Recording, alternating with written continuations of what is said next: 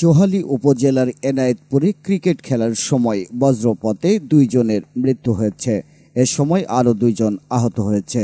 মঙ্গলবার বিকেলে 5:30টার দিকে সৌদিয়া চাঁদপুর ইউনিয়নের বেতিলচরে এ দুর্ঘটনা ঘটে।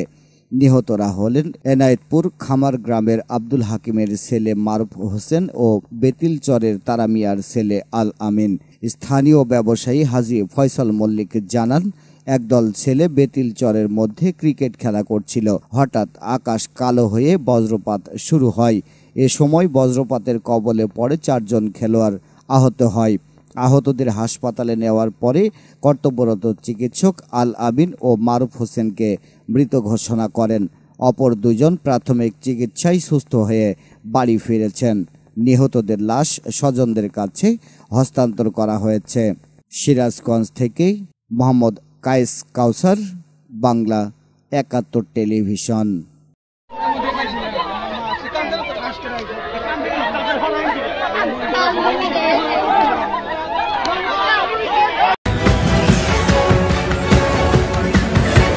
বাংলা 71 টেলিভিশন, সত্য প্রকাশে আপোষহীন।